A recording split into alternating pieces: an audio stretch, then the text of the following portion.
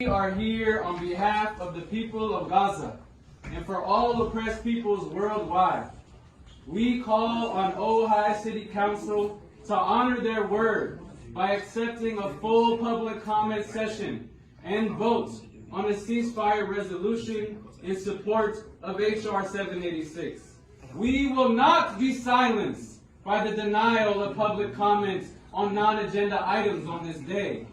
Since October the 7th, 2023, over 30,000 Palestinian civilians have been killed, and thousands are being killed, imprisoned, wounded, displaced each day of our inaction.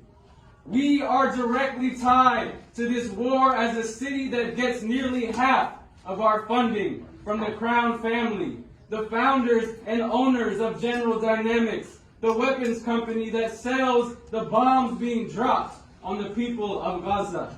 The United States, as the main funders of the Israeli Defense Forces, has a direct responsibility to no longer be an accomplice to this genocide, which is a crime against humanity, punishable by international human rights courts. On December 20th, 2023, our public comment session was cut short due to an unlawful disruption from audience members opposing the resolution. When the first local Palestinian woman was permitted to speak for an extended period of time by the council, her speech was cut short by belligerent and disruptive audience members. Rather than calling the meeting to order, the council members and city officials left in concern for their own safety and returned to disband the meeting.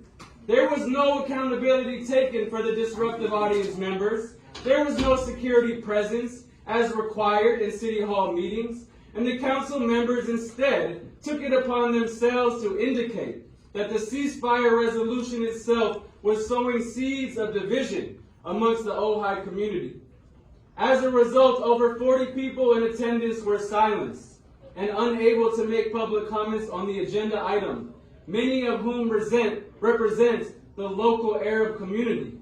In addition, those who attend the meeting on the night of December 20th in support of the ceasefire resolution received physical threats of violence by 2 audience members who were opposed to the resolution.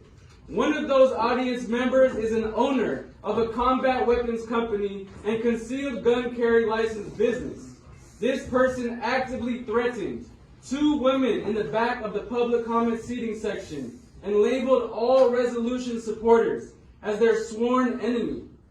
One of the women who received these threats, a Chumash woman, spoke to a city official who, instead of addressing the threats, acted in an aggressive and condescending manner, and no action was taken. When 2 police officers arrived outside of City Hall, they were notified and no action was taken. During one of the pro-ceasefire resolution speeches, the city council was notified that these threats had occurred and that audience members were feeling unsafe. The statement was immediately dismissed and no action was taken. The audience was told, however, that the safety of the elderly white Jewish community is of the utmost importance. We, as Ojai residents and local constituents in support of the ceasefire resolution, are dedicated to the safety of all people. Within our support groups, there are people of diverse backgrounds: Jews, Arabs, Africans, Asians, Europeans, and indigenous peoples.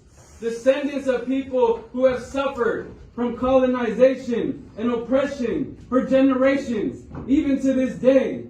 We are dedicated to the safety of elderly Jewish population in Ojai and all peoples here in our town, our state, our nation, and across the world.